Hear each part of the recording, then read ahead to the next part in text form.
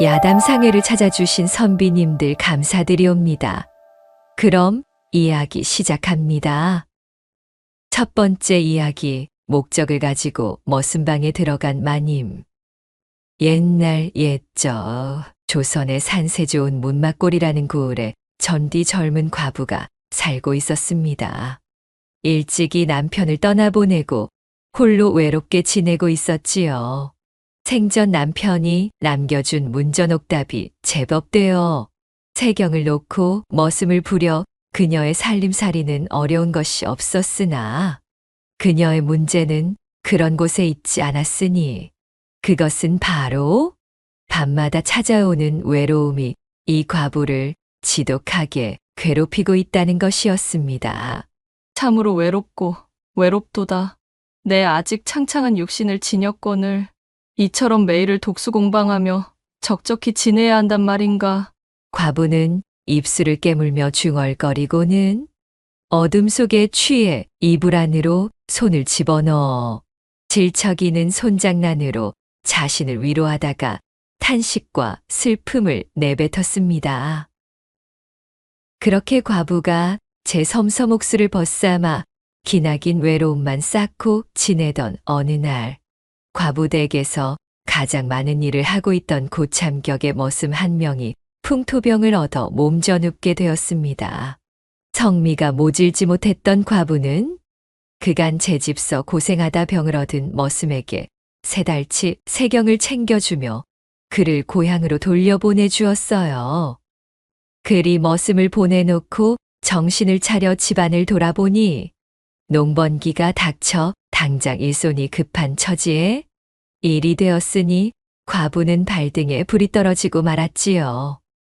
하인 하나를 시켜 당장 실한 머슴을 구한다는 공고를 내게 되었고 평소 세경을 넉넉히 주기로 소문나 있던 과부네였기에 그녀의 집 앞 대문에는 일을 시켜달라고 찾아오는 사내들로 금세 북적이고 있었습니다. 찾아온 머슴들을 하나하나 뜯어보던 과부는 좀처럼 마음에 드는 차를 추릴 수가 없었습니다. 탁배기에 풀풀 찌든 냄새를 풍기는 차, 낯놓고 기역자도 몰라 간단한 셈조차 하지 못하는 차, 험상궂은 관상에 눈동자에는 음심이 그득하여 홀로 지내고 있는 자신에게 엄한 짓을 할 것이 뻔한 차까지 각양각색의 사내들이 몰려왔지만 하나같이 마땅찮은 자들 뿐이었습니다.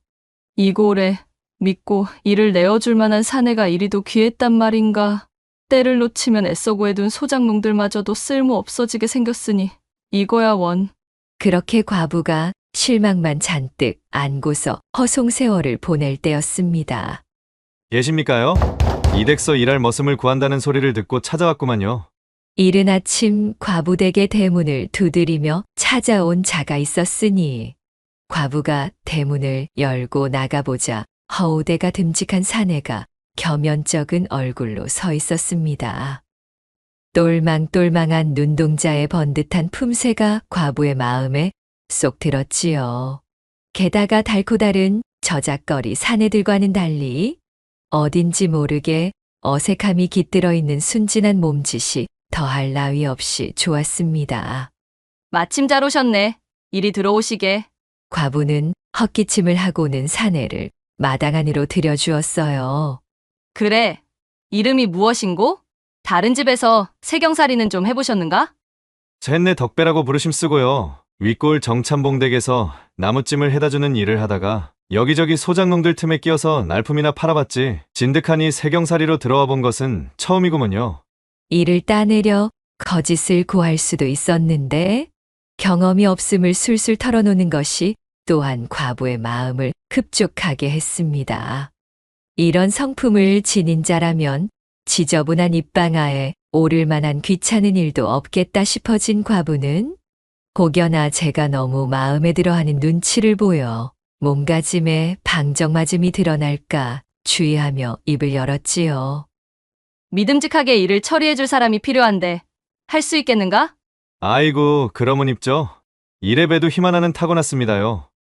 덕배가 소매를 걷어붙이고 팔뚝을 내보이자 선명하게 돋아있는 힘줄이 과부의 눈에 들어왔습니다.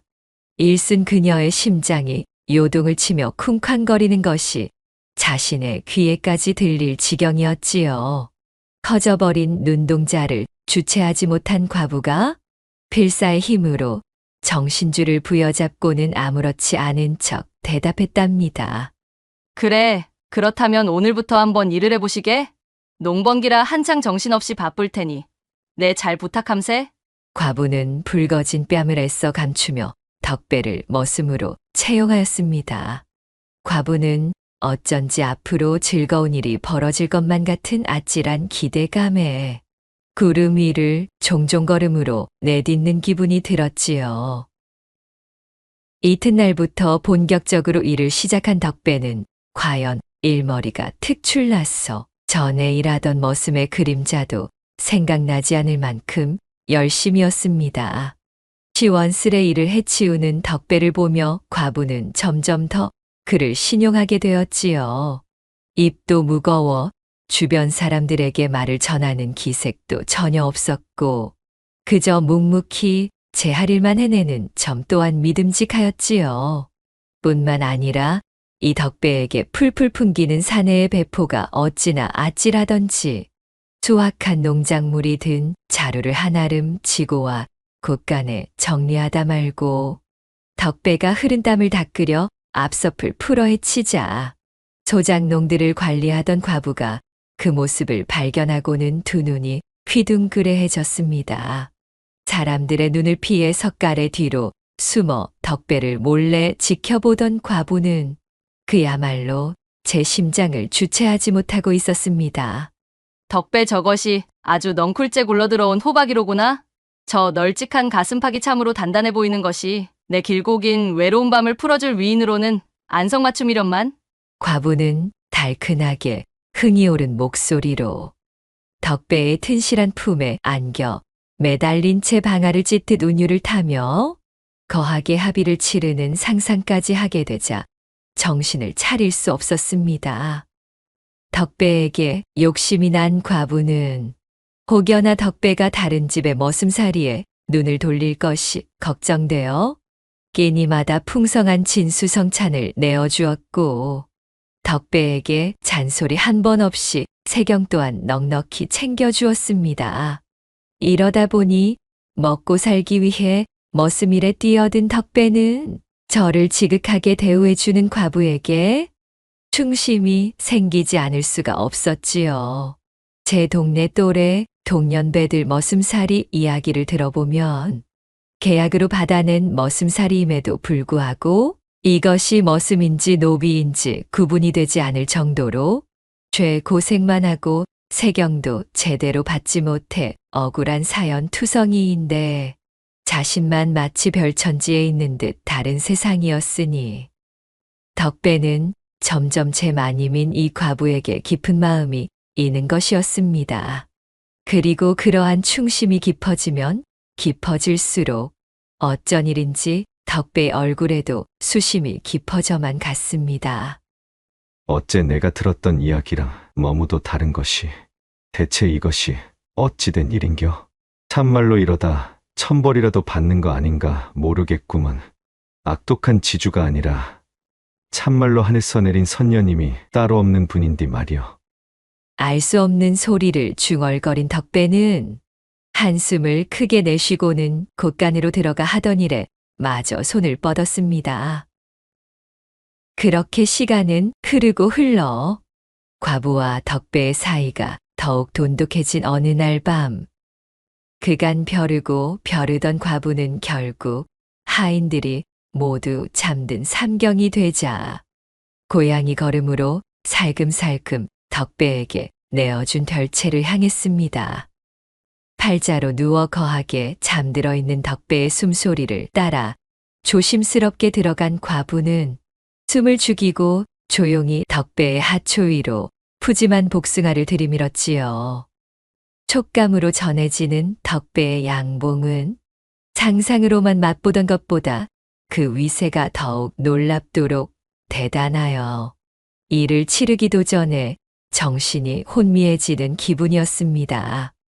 게다가 아무리 기나긴 외로운 밤을 지새웠다고는 하지만 영색이 머슴들을 부리며 세경을 놓는 마님의 위치인 자신이 한낱 춘정을 참지 못해 자고 있는 머슴의 별채에 난입하여 이 같은 일을 저지르고 있다 생각하니 오히려 온몸이 불덩어리가 되어 타오르는 듯 하였지요. 그렇게 과부가 봉숭아빛으로 뺨을 물들이며 거사를 시작하려 할 때 잠들어 있던 덕배가 눈을 떠 벌떡 몸을 일으키며 과부를 잡아챘습니다. 아이고, 마님이요. 참말로 이것이 무슨 일이랍니까요? 아닌 밤중에 홍두깨라더니만 이러시면 아니되십니다요. 깨어난 덕배의 목소리에 과부는 화들짝 놀라 잠시 몸이 굳어버렸지만 이미 일은 벌어졌고 춘정이 동해버린 자신의 몸도 이젠 어쩔 수 없어진 마당에 그야말로 이판사판이다 싶어 덕배에게 말했어요. 이놈아, 덕배야. 하늘이 알고 땅이 알아도 이 일은 우리만 비밀에 붙이면 아무 탈도 없을 것이니라. 내 그간 너를 봐온 시간을 믿어 이래하는 것이니 오해는 말고 그저 받아들이거라. 나 또한 이런 사람이 아니었거늘 머마는 내게 다른 생각을 품게 해주는 사내로구나. 촉촉함이 스며든 과부의 목소리에도 덕배의 저항은 완강하기만 했습니다. 결단코 안 됩니다요. 천지가 엄연히 나눠져 있는디 마님하고 제가 이래서는 경을 칠 일이구먼요.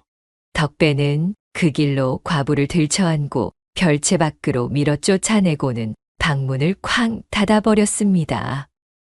졸지에 닥쳤던 갯골이 되어 우두커니 별채 밖에 서게 된 과부는 야속한 마음을 뒤로하고 탄식을 뱉으며 자신의 안방으로 돌아올 수밖에 없었습니다. 그 이후 두 사람의 관계는 대단히 어색해지고 말았지요. 자신의 마음을 못 이기는 척 받아주길 바랬던 덕배가 예상 밖의 저리도 완강히 나왔으니 과부의 속이 말도 못했습니다. 여인의 정절과 품위마저 내려놓고 한낱 머슴에게 제 속마음을 다 보인 것이 참으로 수치스럽고 야속하였어요. 그럼에도 덕배를 향하는 불같은 마음만은 도저히 꺼질 기미가 보이질 않았습니다. 한편 덕배는 덕배대로 하늘 같은 마님이 자신을 향해 저리도 육탄공세로 나올 줄은 몰랐기에 어쩔 줄을 몰라 마님과 직접 마주치는 것을 피하고 있었습니다. 그렇게 속절없이 시간이 흐르고 바쁘던 농번기도 모두 끝이 나고 겨울이 도래하자 덕배가 과부의 안방을 찾아왔습니다. 마님, 쇳내 드릴 말씀이 있구먼요. 덕배의 한껏 진지한 목소리에 과부가 반색을 숨기며 그를 들여보내 주었고 과부 앞에 무릎을 꿇고 앉은 덕배는 고개를 조아리며 입을 열었습니다. 마님, 그간 저를 물심양면으로다가 도와주시고 베풀어 주신 이내 참말로 죽어서도 잊지 않을 것이구만요. 이것은 솔직한 제 진심입니다요, 마님. 아니, 그게 갑자기 무슨 소리냐? 덕배 내가 마치 어디 먼 길이라도 떠날 사람이냥 구는구나. 모든 것을 실토하겠습니다요, 마님. 그리고는 침통한 표정으로 말을 이었답니다. 사실 쇳내는 저짝의 정참봉 어른이 일부러 이 집으로 보낸 놈이구먼요. 마님 댁에 머슴으로 들어와 마님의 전단문서를 훔쳐오기로 약조된 이른바 도둑놈입니다요. 생각지도 못한 덕배의 충격적인 발언에 과부는 그만 엉덩방아를 찌으려던 것을 겨우 참았습니다. 과부의 얼굴빛을 살피던 덕배는 더욱 침울한 표정으로 말을 이어나갔어요. 정참봉 그 양반이 전부터 줄곧 마님네 알짜배기 논을 노리고 있었지요. 아마 그간 지속적으로다가 마님께 그 땅을 팔라고 성화했던 적이 있을 것이고만요. 그럼에도 마님께서 순순히 땅을 내어놓질 않으니 정참봉 댁에 고리가 잡혀있는 제게 불호령을 놓고서는 쇳내의 빚을 탕감해주는 조건으로 이 집에 잠입해서 전단문서를 훔쳐오라 시켰지요. 마님께서는 지독하고 고약한 악덕지주이니 그리하여도 괜찮다 하시면서요. 다시 말해서 머슴살이 희망자인 척 위장시켜 들여놓은 것이구만요. 덕배의 충격적인 실토에 과부는 넋을 잃고 아무런 말도 할 수 없었습니다. 그녀의 사색이 된 얼굴을 본 덕배는 더욱 죄송스러운 표정으로 다시 말했습니다. 처음에는 저 하나 살아보려고 마님을 배신하려는 마음도 있었지만 저 들판의 한낱 짐승놈들조차도 하물며 자기 걷어먹인 주인은 알아본다 안 합니까요? 저를 극진히도 대접해 주시고 거기다가 이 모자라고 쓸모없는 놈을 그래 사내로까지 봐주셔서 친히 품어주시려 한 것을 배신하는 일은 개돼지들도 안 할 짓이구만요. 남의 집 품팔이를 해오면서 마님처럼 저를 사람 대접해 주시는 분은 처음이었습니다요. 모든 것을 실토하고 굵은 눈물을 뚝뚝 흘리며 고개를 떨군 덕배를 바라보며 과부는 한동안 잠자코 있었습니다. 이윽고 과부의 입술이 무겁게 열렸지요. 너의 빚을 대신 탕감해주고 그 땅도 정찬봉에게 순순히 내어준다면 그러면 되겠느냐? 네? 뭐라굽쇼? 정찬봉이 원하는 땅 문서를 정찬봉이 원하는 가격으로 팔겠다. 이 말이다. 그리고 내게 묶여있는 고리의 빚도 내 갚아주겠다고 하였다. 그리하면 너도 더 이상 무거운 마음의 짐을 지고 살지 않아도 되겠지. 아니, 마님! 그게 무슨 천부당 만부당한 말씀입니까요? 그 땅이 어떤 땅인데 그것을 저 같은 놈 때문에 포기하신단 말씀이십니까요? 게다가 쇳내가 어찌 이 집에 들어온 것인지 아셨으면서 제 빚을 갚아주신다니요? 덕배가 파랗게 질린 채 벌벌 떨며 반문하자 마님의 낯빛이 한결 온화해졌습니다. 내 잠시나마 너에게 야속한 마음을 품었던 것을 부정치는 않겠다. 허나 이렇듯 솔직하게 내게 모든 것을 털어놓은 데다가 천성이 악하지 못한 내가 그러한 사실을 숨기고 지내느라 그간 얼마나 마음을 졸였겠느냐. 내가 우리 집에서 일하는 동안 내 너를 자세히도 보아왔느니라. 너는 하나를 시키면 열을 해놓고 굳이 내가 나서지 않아도 될 일도 불평 한 번 없이 솔선수범하였지. 모름지기 사람은 귀 있어야 귀 돌아오는 법. 땅을 포기하는 것이 아니라 내 너의 인품에 투자를 하겠다는 소리다. 과부의 말을 들은 덕배는 천지가 요동칠 만큼 펑펑 눈물을 쏟았습니다. 그는 과부 앞에 연신 엎드려 절을 하며 100번 1000번 감사하고 또 감사하다면서 다시는 마님을 배반하거나 엄한 마음을 품지 않겠노라 읍소하였지요. 그러자 과부가 배실배실 장난스레 웃으며 말했답니다. 상황이 참으로 적절치는 않다만 서로 간의 감정과 묵은 앙금도 풀렸으니 오늘 밤에는 내 청을 거절하지 않을 테냐? 그러자 덕배가 눈물을 훔치고는 콧김을 잔뜩 뿜으며 답했습니다. 천지가 유별하여 언감생심 마님께 손을 댈 주제가 아니라 꾹 참아왔던 것이지. 저 역시도 마님을 품에 안을 수만 있다면야. 곤장이 무섭겠습니까? 치도곤이 무섭겠습니까요? 그동안 저를 다스리며 참느라 아주 하초가 뻐근해서 돌아버리는 줄 알았구만요. 그리하여 서로가 서로의 눈동자에서 타오르는 불꽃을 확인한 두 사람은 그 길로 서로의 몸을 끌어안고 입술을 향해 맹렬히 달려들었으니 그간 참았던 시간을 보상이라도 하겠다는 듯 찬세를 호령하는 범의 기세로 매섭게 몰아붙이는 덕배와 그간 참았던 시간을 보상받기라도 하겠다는 듯 천지를 뒤흔드는 용의 기세로 거하게 빨아들이는 과부의 궁합이 절정에 치달아 깊어가는 삼경처럼 흘러넘친 옥수가 하천이 될 만큼 둘은 인정사정 없는 운우지정을 나누었습니다.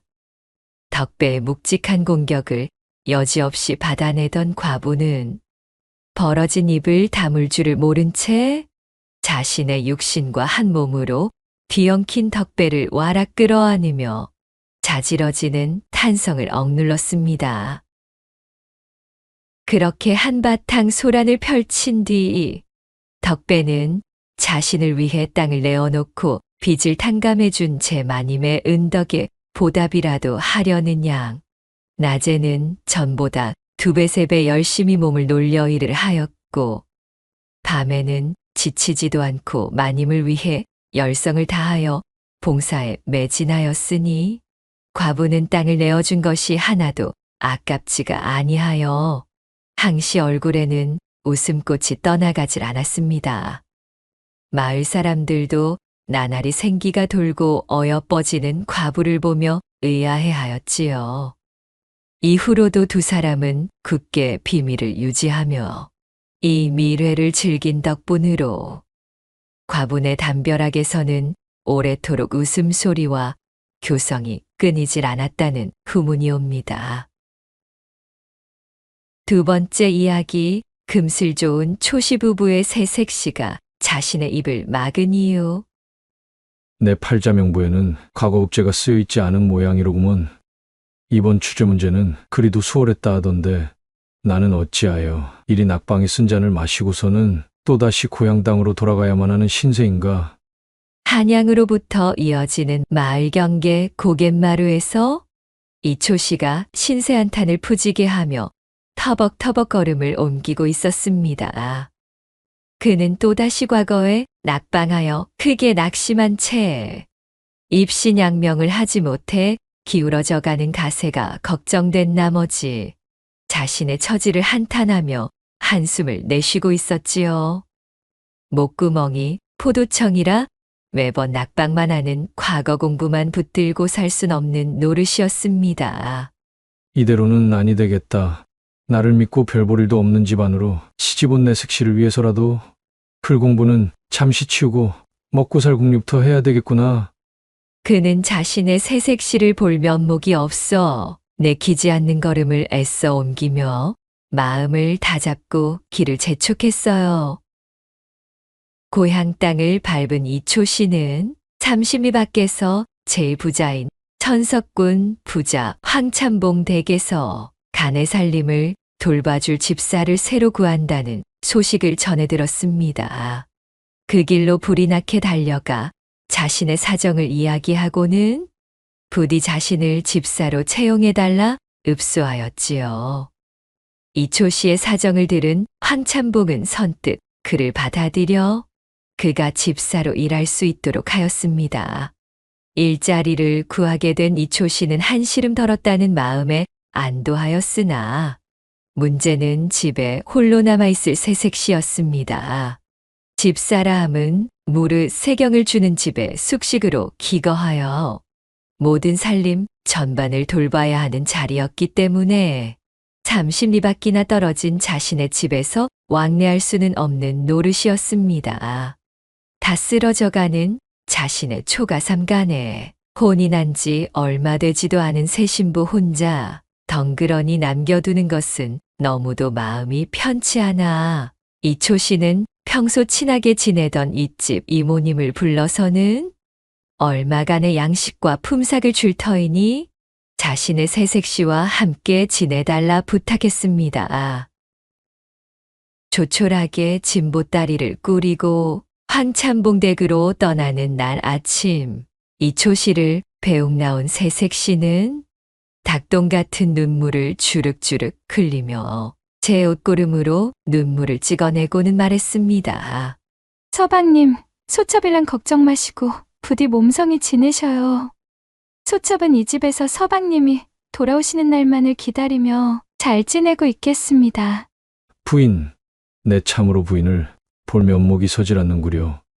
다 내가 못나고 부족하여 이리 생이별을 하게 되었으나 기왕지사 마음을 굳혀먹은 김에 내 황참봉댁에서 열심히 일하여 벌어온 세경으로 가세를 일으켜 부인을 호강시켜 주겠소이다. 잠시만 참고 기다려 주시오, 부인. 이초 씨는 곱디고 온 자신의 새색시를 놓고 가려니 떨어지지 않는 발걸음을 억지로 옮겨 황참봉댁으로 향했습니다. 내 평생 해온 일이라고는 책을 붙들고 과거 공부나 하던 것이 다인데 과연 내가 집사일을 제대로 해낼 수 있을 것인가? 생전 처음 해보는 남의 집 세경살이에 걱정이 이만저만이 아니었던 이초 씨가 막상 조참봉 집에 들어가 업무를 배우고 보니 크게 고된 일이 아니었습니다. 조참봉이 필요에 의해 보내야 되는 서찰을 이초 씨가 기가 막힌 필체로 대필해 주거나 곳간의 장부를 만들어 곡식의 재고를 기록하고 소작농들을 관리하며 그들에게 내어줄 세경을 정리하는 일, 그 정도가 하는 일의 전부였지요. 힘을 써야 되는 일은 조참봉댁 머슴들을 시켜 부리면 되었고, 조참봉의 인품이 빠지는 데가 없었기에 이초씨를 대접하는 일에 소홀함이 없었고, 세경 또한 제법 넉넉하게 챙겨주었기 때문에 이초씨는 왜 진작 집사이를 알아보지 않았을까 싶은 마음이 들기까지 했습니다. 게다가 조참봉의 배려로 한 달에 사흘 정도는 자신의 집으로 들러 새색시를 보러 갈 수도 있었지요. 어느덧 월말이 되어 휴가 전날이 되자 조참봉댁 행랑채에서 잠을 이루지 못하던 이초씨가 아내의 얼굴을 볼 생각에 설레이다. 날이 밝자마자 뜬 눈으로 내달려 한 걸음에 집까지 도착했습니다. 부인, 어디 계시오? 내가 왔소이다. 서방님, 오셨어요. 부엌에서 아궁이에 군부를 지피던 새색시가 이초씨의 외침에 반갑게 나와 그를 맞이했습니다. 부인이 보고 싶어 내 간밤에 잠도 제대로 잘 수 없었소. 한 달간 잘 지내셨소이까? 얼굴이 어찌 이리 야하였소? 이초씨의 말에 새색시는 가당치도 않다는 듯 고개를 가로저으며 말했지요. 서방님 얼굴이 더욱 안 드셨습니다. 남의 집 세경살이가 그리 녹록한 일이 아니건만 끼니는 제대로 챙기고 계시는지요. 두 사람은 서로 얼싸안으며 서로의 안부를 챙기며 눈물을 글썽이니 이초씨는 문득 아리따운 새 신부의 얼굴을 바라보다 말고 하초가 우뚝 솟는 것이 느껴졌습니다. 한 달 만에 느껴본 코끝을 간지럽히는 아내의 살냄새는 이초씨의 눈앞을 어지럽게 하기에 충분했습니다. 부인, 도저히 참을 수가 없구려. 자, 이리 들어오시지요. 어머, 서방님, 이모님이 옆방에서 아직 주무시고 계시는데 뭐 어떠소이까? 소리만 내지 않으면 되는 것 아니겠소? 볼을 발갛게 물들이며 수줍어하는 아내의 손을 잡아 끌고 이초씨는 뛰듯이 안방으로 들어가서는 그대로 아내의 옷고름을 풀어헤쳐버렸습니다. 새어나오는 소리가 옆방에 들릴세라. 새색시는 콩당무처럼 달아오른 얼굴로 자신의 입을 틀어막고는 우누지정으로 치닫는 하빌에 육신을 내던졌습니다. 단꿀 같은 3일의 시간은 어찌 이리도 빠르게만 지나가는지 아리따운 새 신부와 한데 엉켜 단꿀 같은 사흘을 보내고 조참봉 집으로 돌아가는 발걸음이 천근만근 무겁기만 했습니다. 제 아내를 각별히도 여기던 이초시였던 데다 오래간만에 아내와 행복한 시간까지 보냈으니 그녀를 두고 돌아가는 발걸음이 어찌 가벼울 수 있었을까요? 그렇게 애틋하게 세경살이를 지내던 어느 날 조참봉이 생일을 맞아 그 일가 친척들과 친구들이 모여들었습니다. 그야말로 산의 진미가 끊임없이 나와 차려놓은 상다리가 휘어져라 잔치를 열었지요. 이초씨도 행랑채 아래 한켠에서 푸짐한 저녁상을 받았습니다. 닭배기를 몇 잔 들이켜고 숟가락을 들어 음식을 집으려는데 이초씨는 그만 왈칵 목이 메어왔습니다. 부잣집 생일상에 오른 각종 진미를 보니 나이 지긋한 이모와 허름한 방에 단둘이 앉아서는 나물과 보리를 한데 끓인 죽으로 끼니를 때우고 있을 제 신부 생각이 근 것이지요. 나 혼자 이 귀한 음식들을 먹으려니 아내 생각에 가슴이 미어져 도저히 목구멍으로 넘길 수가 없구나. 내 도저히 아니 되겠다. 이초씨는 잔치가 벌어지는 시간 동안 후딱집에 다녀올 작정으로 상에 오른 음식을 바리바리 싸들기 시작했습니다. 맛난 음식을 보고 기뻐할 아내 생각에 삼십리 길이 구름배에 도칠단 듯 하나도 멀게 느껴지지 않았지요. 이윽고 집에 도착한 이초씨가 살인문 안으로 들어가 방문을 활짝 열고 아내를 부르려는데 세상에 이게 무슨 일이랍니까? 그 조신하고 얌전하던 새색시가 정나의 몸으로 자는 듯 누워있고 웬 사내 하나가 제 바지춤을 붙잡고 막 내리던 참이었습니다. 아니 내 이놈 무슨 짓이냐? 그 꼴을 보고 눈에 불꽃이 튄 이초씨는 당장에 낯을 치켜들고는 사내를 요절 내려다가 멈추었습니다. 낯선 사내는 교교한 달빛을 받아 퍼렇게 빛나는 낯을 보고는 기겁을 하고 제 머리를 바닥에 처박으며 호들갑을 떨었지만 기멀건 아랫도리를 몽땅 내보이고 기절한 듯 누워있는 새색시는 그 난리통에 꼼짝도 하지 않았습니다. 그 모습을 본 이초씨는 그만 바닥에 털썩 주저앉아 버렸지요. 밀려드는 자괴감과 허탈함, 분한 마음과 상실감이 복합적으로 밀려와 그는 두 눈을 질끈 감으며 힘없이 중얼거렸습니다. 이제와 누굴 탓한들 무슨 소용이 있으랴. 이 모든 것이 다 내가 부족한 탓이로다. 일찍이 내 과거에 급제하여 가세가 기울지 않았으면 색시를 이리 혼자 두어 이런 사달이 나지는 않았을 터인데. 이초씨는 굵은 눈물을 떨구다가 이내 시퍼런 낯을 들어 사내에게 겨누며 말했습니다. 내 오늘 내 놈의 목숨을 살려주겠노라. 허나 한 가지 조건이 있으니 내 색시를 데려가서 한평생 부족함 없이 호강시켜주겠노라 약조하거라. 사내는 겁을 잔뜩 집어먹고는 기어들어가는 목소리로 답했습니다. 물론입니다. 하늘이 경노할 짓을 들킨 마당에도 목숨을 구해주셨으니 매 반드시 약조를 지키겠소. 사내의 다짐을 들은 이초씨는 낫을 바닥에 집어던지고 그 길로 사내에게 신부를 맡기고는 눈물을 흩뿌리며 어둠 속으로 사라지고 말았습니다. 이초씨의 색시를 탐하려던 사내는 사실 고을에서 주색 잡기에 흠뻑 빠져있던 청년 칠배였습니다. 칠배는 길거리에서 우연히 이초씨의 새 신부를 본 뒤 그녀의 미색에 홀딱 반해버렸지요. 아니, 주워 먹을 거 하나 없는 허름한 선비노민 주제에 저런 미인을 아내로 맞이한다는 것이 가당키나 한 일인가.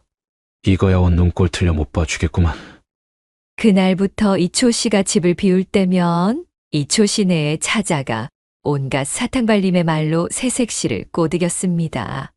그러나 정절을 칼같이 여기던 새색시는 칠배의 제안을 매몰차게 거절하고는 눈도 깜빡하지 않았어요. 엄연히 지아비가 있는 여인에게 이 무슨 망발이시오? 동네에 함께 지내는 이웃의 정을 보아 못 들은 것으로 할 테니 썩 우리 집에서 나가주시오. 아어서요. 콩고물조차 건지지 못하고 박대당에 쫓겨난 칠배는 그릇된 앙심을 품고 매일을 벼르고 벼르다 새색시와 함께 지내던 이모에게 전대를 건네주며 그녀를 취할 수 있게 해달라 은밀히 요청하였고 돈에 눈이 먼 이모는 그날 밤 새색시와 탁배기를 나누며 그녀가 과음하게 만든 후 전대를 가지고 멀리 도망쳐버린 것이었습니다. 잔뜩 흥이 오른 칠배가 정신을 잃은 새색시에게 막 일을 치르려던 찰나에 때마침 이초씨가 집에 당도하여 상황을 발견했던 것입니다. 칠배에게 새색시의 황금빛 미래를 담보받고 슬픔에 겨운 채 아내를 넘겨준 이초씨가 그렇게 호련히 떠나가고 칠배는 죽음의 문턱에서 가까스로 살아나자 퍼뜩 정신이 들어서는 그 길로 색시를 깨워 제 집으로 데려갔습니다. 그리고는 자신의 어미에게 자초지종을 모두 이야기하였지요. 그러자 칠배의 어미가 그에게 불호령을 내리며 말했습니다. 못이 어쩌고 어째 이런 천하의 못난 녀석아! 이초씨란 분이야말로 참으로 의인이로구나. 아무리 내 아들이라지만 천인국로할 짓을 저지른 너를 이 색시와 혼인시킬 수는 없는 법. 이 색시는 오늘부터 나의 딸로서 성심을 다해 보살필 것이니 너는 색시에게 일절 접근하지도 말거라. 잔뜩 풀이 죽어버린 제 아들을 한심하게 바라보며 그의 어미는 색시를 따뜻히 맞아 집안으로 들였습니다. 이들의 얽히고 설킨 사연에는 관심도 없다는 듯 무심하고도 매정한 시간은 덧없이 흘러가기를 계속하였고 그로부터 사계절이 돌아가며 바뀌기를 10번, 10년이라는 긴 세월이 흘러갔습니다. 업무를 보다 잠시 하늘을 올려다보며 한숨을 내뱉던 나주고을의 현감은 중년의 나이에 접어들어 세월이 앉은 얼굴로 그리움이 잔뜩 배어있는 표정을 하고 있었습니다. 그랬지요. 그는 바로 가진 고생 끝에 과거에 급제하여 현재 현감직에 앉은 이초시였답니다. 오늘따라 바람이 스산한 것이 부인 생각이 더욱 간절하구나. 부디 호의호식하며 잘 지내고 있으면 좋으련만. 음심을 품고 집 안으로 들어온 칠배와 비록 옳지 못한 일을 벌인 제 아내였으나 칠배에게 아내의 호강을 약속받고 그녀를 떠나보낸 지 10년 동안 그는 단 한순간도 제 아내를 잊은 적이 없었지요. 이처럼 달이 휘영청 차오르는 스산한 날씨가 되면 아내의 이목구비가 마치 보름달처럼 하늘에 수놓아지니 그에게 사무치는 그리움이 더욱 짙어지는 것이었어요. 그렇게 나주현감이 된 이초씨가 그리움의 시간을 보내고 있던 어느 날, 그런 그에게 한 귀부인이 찾아오게 되었으니 귀부인 곁에는 10살 정도 되어 보이는 사내아이가 함께였지요. 관청을 지키는 나졸들이 웅성거리는 소리가 들려왔고 처음에는 귀부인을 막아서던 그들은 귀부인의 이야기를 듣더니 태도를 돌변하여 그녀를 청사 안으로 들여보내 주었습니다. 그렇게 현감 앞까지 당도한 귀부인이 무겁게 입을 열었습니다.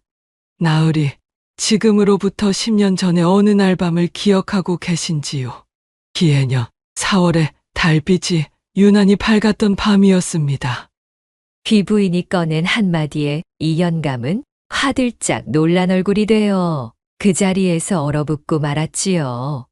귀부인이 바로 그날 제 아들의 허물을 나무라고 새색시를 딸로 받아들였던 칠배의 어미였던 것입니다. 이현감의 표정을 본 귀부인은 그간의 자초지종을 모두 고하였고 한숨을 크게 내쉬고는 말을 이었습니다. 그날 이후로 바보 같은 내 아들놈은 천지신명이 도와 정신을 차렸고 그 이후 제 머리를 밀어버리고는 출가하여 중이 되었습니다. 사건이 일어나던 날 밤은 아무런 일도 일어나질 않은 겝니다. 두 사람 간의 교접이 일어나기 전에 나리께서 당도하셨으니까요. 그날 신부는 이미 본래의 지아비에게 씨를 받아둔 상태였습니다. 그리고는 귀부인이 자신이 데려온 사내아이에게 차분하게 말했습니다.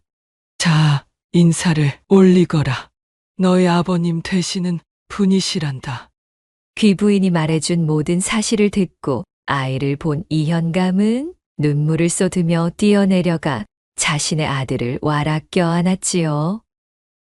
그날 밤 이후로 아기 받쳐 글공부에 매진했던 이현감은 급제 이후로도 제 색시를 그리워하는 마음에 새장가도 가지 않은 채 10년의 세월을 보낸 터였습니다. 제 아들을 끌어안고 통탄의 눈물을 흘리는 이현감을 보며 귀부인이 웃으며 말했습니다. 제가 딸로 받아들인 나리의 색시 역시도 여전히 나리를 그리워하고 있습니다. 참으로 얄궂은 운명이라 이 긴 시간 동안 엇갈려 버렸지만 이제 잘못된 일을 바로잡아 다시 봉합하셔야지요. 그리하여 이현감과 재회하게 된 그녀의 색시는 재결합을 하여 지난 세월 서로가 떨어져 지낸 시간들을 보상이라도 받듯 제 아들과 함께 다시 찾은 행복을 만끽하며 오래도록 원앙금스를 자랑하고 지냈다는 후문이 옵니다. 세 번째 이야기, 거대한 산삼을 훔쳐먹은 도둑에게 보은받은 착한 약초꾼. 옛날 옛적에 산세 깊은 곳 고을에서 약초꾼의 몸담은 향분이라는 처자가 살고 있었습니다.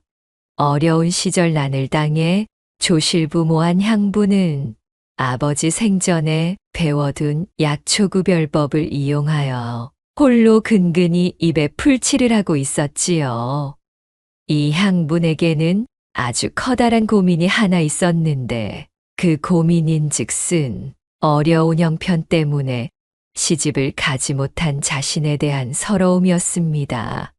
이미 혼기를 한참이나 넘겨 고을 안에서 제 또래의 처자들 중 혼사를 치르지 못한 것은 달랑 향분 자신뿐이었습니다.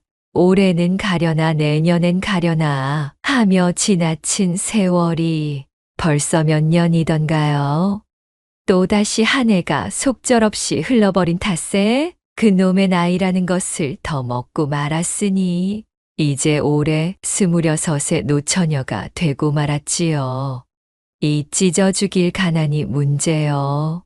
연속된 흉년 탓에 혼수 마련할 돈은커녕 끼니 걱정부터 해야 했으니 좀채 나아지지 않는 살림을 원통해 하면서도 향부는 열심히 산을 타며 약초를 캤습니다. 가끔씩 중매할멈이 찾아와 이런저런 중매 건수를 내보이며 제안했지만 향부는 혼수 흉내낼 돈도 마땅히 없어 그저 한숨만 토하다가 소득 없이 중매할멈을 돌려보낸 적이 한두 번이 아니었습니다. 사정은 알겠네만 그런 식으로 허송세월 보내다간 자네 혼인은 다음 생에서나 치룰게야. 향분이 나이도 생각해야지. 송각시라도 될 참인가? 안타까운 마음에 던진 중매할멈의 말이었지만 비수가 되어 가슴에 파고드는 것은 어쩔 수 없었지요. 부모도 일찍 여의고 어디 변변한 재산도 없이 나이만 먹은 여자를 누가 그리 쉽게 데려나가겠답니까? 제 마음도 미어지네요. 주변 사람들에게 싫은 소리 한번 들어보지도 않은 착하디 착한 약초꾼 향분이었지만 그녀가 평생 배워온 재주라고는 뒷산에 올라 약초를 채취하여 내다 파는 일뿐이었으니 제대로 된 혼담이 들어올 리도 만무했고 그나마 들어오는 혼담들도 색정에 눈이 먼 영감들의 구첩자리였지요. 사정이 일이 되니 향분이 조바심을 내는 것도 당연지사였습니다. 그렇게 시간은 야속하게 흐르고 흘러 어느덧 눈이 펄펄 내리는 겨울날이 되었습니다. 창호를 뚫고 넘어오는 매서운 칼바람의 소리가 기세등등하여 동장군이 따로 없는 날씨였지요. 새벽닭이 울기도 전에 자리에서 일어난 향부는 광주리에 호미를 챙겨 들고서는 산으로 올라가 겨우살이 약초를 캐올 채비를 하였습니다. 부지런히 준비를 하던 향분을 발견한 동네 아낙이 그녀를 걱정하며 한마디를 던졌지요. 아이고, 향분아. 눈이 이렇게나 쏟아지고 있는데 오늘은 그냥 하루 약초질은 쉬고 집에 붙어 있는 것이 어떻겠니? 이 날씨에 무리하다 사람 잡을까? 그것이 걱정이구나. 아주머니, 걱정 마셔요. 오늘 같은 날에 날씨 탓을 하며 나서지 않으면 혼자 사는 제 입의 풀칠은 조상님도 못 해주셔요. 혹독했던 겨울의 날씨도 향분의 부지런을 막을 수는 없었지요. 참으로 먹을 주먹밥이 담긴 보자기까지 챙긴 향분은 야산으로 걸음을 재촉했습니다. 그녀는 산신에게 실하고 귀한 약초를 광주리 한가득 캐올 수 있게 해달라는 기도까지 올리고서 몸을 추스리며 깊은 산속을 향해 걸었습니다. 늦가을 줄기가 마르면 약효가 뿌리로 내려가기 때문에 겨울이 제철인 약초는 주로 뿌리 약초가 많았지요. 산후 여인들이 밀려든 약초방에서 겨우살이를 잔뜩 구해달라는 요청을 받은 향분이 그렇게 약초를 찾아 헤매며 이리저리 산을 타던 그때에 불현듯 눈바닥에 털썩 주저앉아 버리는 것이었어요. 아니, 이것이 무엇이야? 내가 지금 꿈을 꾸고 있는 것이요? 향부는 자신의 눈을 의심하며 두 눈을 비비고는 다시 한번 아래를 내려다보았습니다. 새하얀 눈 위로 새빨간 산삼 열매가 보석처럼 반짝이며 향분의 손길을 맞이하고 있었지요. 그녀는 넘치는 기쁨에 손을 덜덜 떨면서 행여 뿌리 하나 다칠세라 조심스럽게 산삼을 캤습니다. 긁을 타고 건져 올린 산삼의 영롱한 자태를 보자니 좋기 100년근은 넘어 보이는 그야말로 심중에 으뜸인 심이었답니다. 향부는 뜰듯이 기뻐 실성한 사람처럼 고함을 질렀어요. 신령님 감사합니다. 정말 감사합니다. 이 은혜는 죽어서도 잊지 않겠나이다. 향부는 매섭게 불어닥치는 추위도 잊은 채 산삼을 품에 안고 불이 나게 집으로 돌아왔습니다. 그 이튿날이 밝아오고 향분이 좋기 100년은 묵은 듯한 산삼한 뿌리를 캤다는 소문이 온 마을에 금방 퍼져 저작거리에 약재상이 찾아왔습니다. 약재상은 향분이 꺼내온 산삼의 상태를 자세히 훑고는 무릎을 치며 감탄했지요. 이봐, 향분이 그간의 고생은 다 끝났구만 그래. 이런 물건은 평생에 한번 만져볼까 말까 한 으뜸의 산삼이네. 내 약재상을 해온 세월이 적지는 않다만 이런 실한 놈은 내 평생에도 처음일세 그려? 약재상의 말에 향분이 얼굴에 웃음꽃이 만개했습니다. 향분이 산삼을 소중하게 보자기에 말아 갈무리하자 약재상이 그녀에게 말했습니다. 향분이 이럴 것이 아니라 지금 당장 산삼을 들고 주막으로 가자고. 네. 갑자기 주막은 어인 연유로요? 어이구, 이거사. 이런 진귀한 물건은 말이야. 비싼 값을 쳐주는 자에게 넘겨야지. 천석군 부자 박찬봉이 지금 주막에서 이 산삼만을 기다리고 있다네. 향분이가 100년 넘게 묵은 듯한 산삼을 캐왔다는 소리에 박찬봉이 아주 부르는 값은 모두 치겠다면서 눈에 불을 켜고 있다는 소리도 못 들었는가? 그 치가 지병으로 골골댄 세월이 많다 보니 몸에 좋다는 것에는 돈을 아끼지 않는다고 하는구만. 정말입니까? 그렇다면 당장 나서야지요. 향부는 그 길로 약재상을 따라 저작거리 주막으로 향했습니다. 두 사람이 주막 안에 당도하자 박찬봉과 그의 수아들이 장다리 부러지게 술상을 차려놓고는 향분을 기다리고 있었습니다. 성실하고 궁핍하게만 살아오던 향부는 먹고 사는 일에만 신경 쓰느라 좀처럼 주막 안의 풍경을 눈에 담을 일이 없었는데 이 기회에 안을 둘러보니 가관도 이런 가관이 없었답니다. 주막을 제 집처럼 여기는 시끌벅적한 노름꾼들하며 시시껄렁 소란스럽게 떠드는 왈패들하며 별천지가 따로 없었지요. 살풍경한 주막 안의 분위기에 잔뜩 기가 눌린 향분이 가져온 산삼을 박찬봉 앞에 조심스럽게 펼쳐 보이자 산삼을 본 박찬봉의 눈이 휘둥그레해졌습니다. 시끄럽던 주변 패거리들도 모두 향분의 산삼을 구경하려고 몰려들었습니다. 100년의 세월을 버텨낸 동자 산삼이 그 모습을 드러내니 주막 안이 삽시간에 금빛으로 물드는 것만 같이 환해졌답니다. 모두가 탄성을 지르며 귀한 산삼의 자태에 넋이 나가 있을 때였습니다. 향분과 박찬봉의 자리 뒤쪽에서 누군가 번개처럼 튀어나오더니 이내 향분의 산삼을 낚아채고는 그 길로 와그작 씹어먹는 것이 아니겠어요? 아니, 지금 이게 뭐 하는 짓이야? 눈앞에서 믿을 수 없는 일이 벌어지자 잔뜩 흥이 올라있던 박찬봉의 눈에서 불꽃이 튀었답니다. 주막은 그야말로 아수라장이 되어버렸습니다. 말릴 틈도 없이 벌어진 희대의 난장판이었지요. 머리끝까지 화가 치민 박찬봉이 제 수아들을 시켜 이 산삼도둑의 멱살을 잡아 패대기를 치고는 그 낯짝이나 보려고 머리를 잡아 올렸습니다. 산삼도둑의 정체는 바로 오랜 폐병으로 기침을 달고 살던 유명한 노름쟁이 만복이었지요. 만복은 몸도 성치 않아 제대로 노름판에 끼지도 못하면서 노름판의 뒷전에서 심부름이나 받아가며 골이나 뜯는 것이 일상이었던 하류 논팽이였습니다. 집도 절도 없이 주막을 전전하며 젊음을 탕진 중인 암울한 청년이었지요. 박찬봉의 수아들에게 고되게 맷짐질을 당한 만복은 그야말로 코피가 터지고 입술이 격나발처럼 부어오른 채로 주막 바닥에서 먼지를 뒤집어 쓴 채 구겨져 있었습니다. 박찬봉은 화가 가라앉지 않은 얼굴로 소리쳤답니다.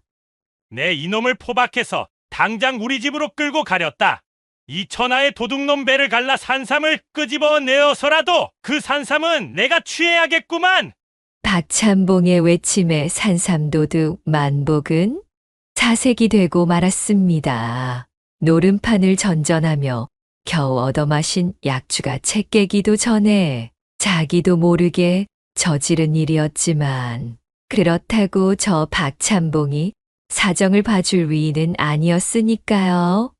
살기서린 눈으로 보건대 자신의 말대로 능히 할 수 있는 자였습니다. 그렇게 목덜미가 붙들린 만복이 주막 밖으로 끌려나가려던 바로 그때 묵묵히 소동을 바라보고 있던 향분이 나서며 입을 열었습니다.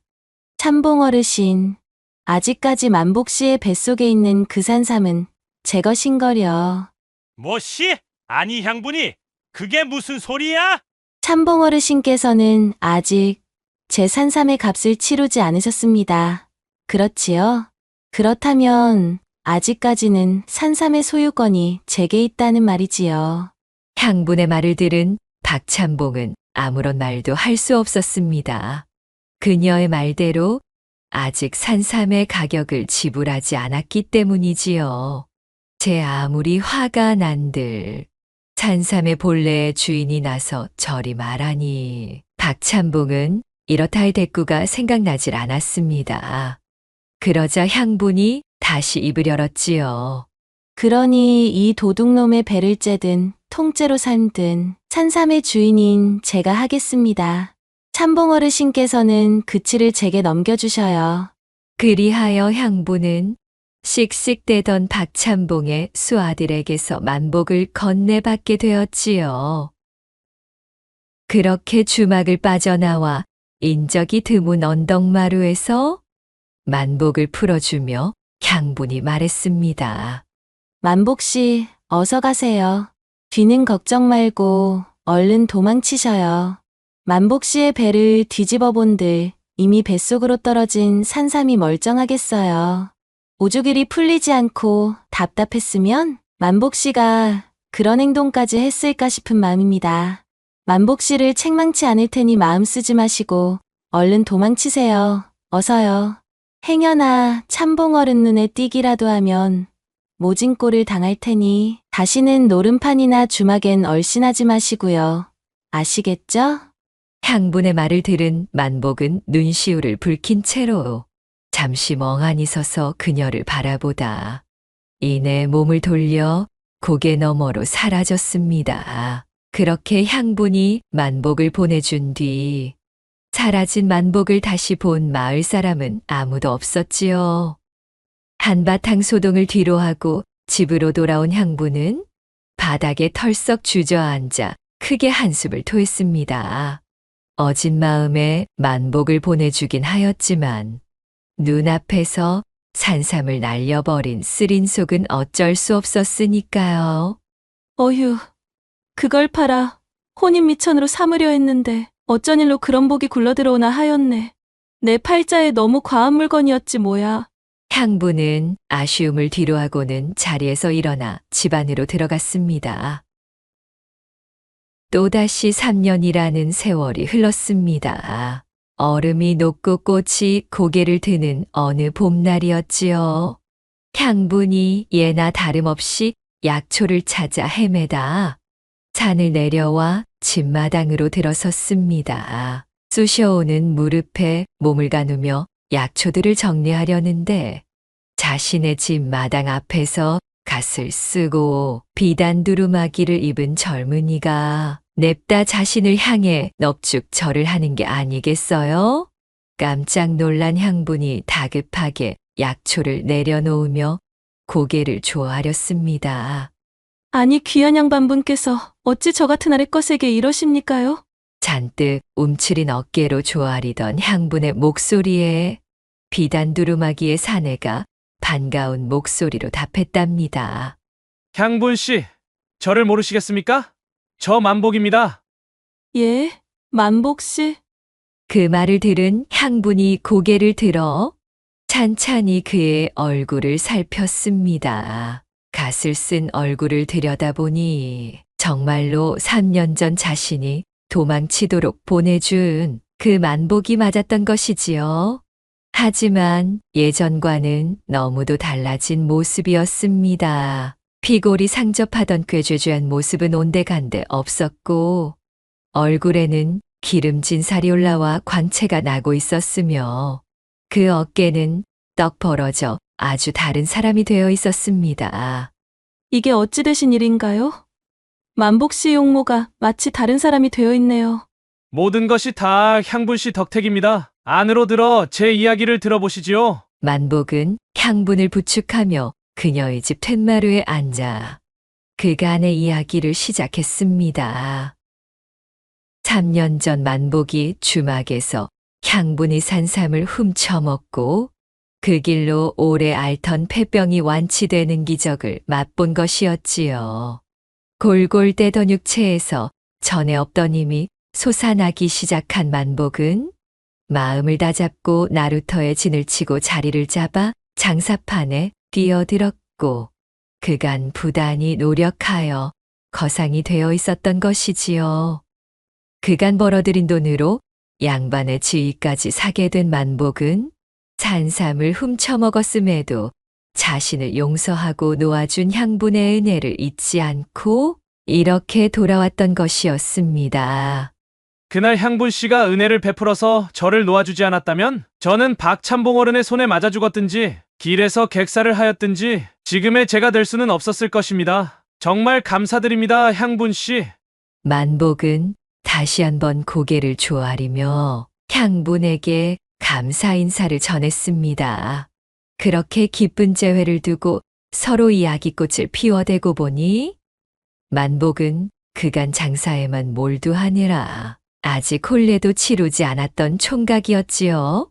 저기 향분 씨, 향분 씨의 산삼 덕에 기세등등해진 것은 비단 제 팔자만이 아니었습니다.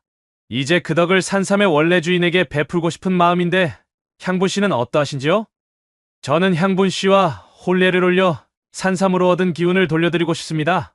그리고는 자신의 하초를 내려다보며 얼굴을 붉혔으니 급사 거대한 석상처럼 꼿꼿하게 솟아있는 음영이 움찔거리고 있었지요. 그런 만복을 흘끔 바라보는 향분의 얼굴도 어느새 콩당무가 되어버렸답니다. 만복의 저돌적인 고백에 무언의 승낙을 던진 것과 다름없어 부끄러워하는 향분의 손을 잡고 방 안으로 들어간 만복은 그녀의 옷고름을 풀어헤친 후 영험한 산삼이므로 그녀를 요절 직전까지 몰아세웠고 달뜬 숨을 몰아쉬던 향분은 생전 처음 느껴본 합일이 쾌감으로 오장육부소까지 산삼이 기운이 퍼져나가는 듯 하였습니다. 그렇게 꽃 피고 새 우는 화창한 봄날 귀중한 만남이 성사되었고 얼마 지나지 않아 만복과 향분은 서둘러 혼례를 올리게 되었지요. 착한 심성을 잃지 않고 은덕을 베풀어 끝내 복을 거머쥔 향분은 대궐 같은 기와집에 하인을 두며 살 수 있게 된 것이었습니다. 이후로도 만복과 향분은 넘쳐나는 산삼력을 10분 발휘하며 100년에 한 번 나올까 말까한 영험한 산삼의 기운을 그대로 전해받은 만복의 불기둥, 신명노름에 매일 밤을 짜릿하고 격렬하게 보냈다는 후문이 옵니다.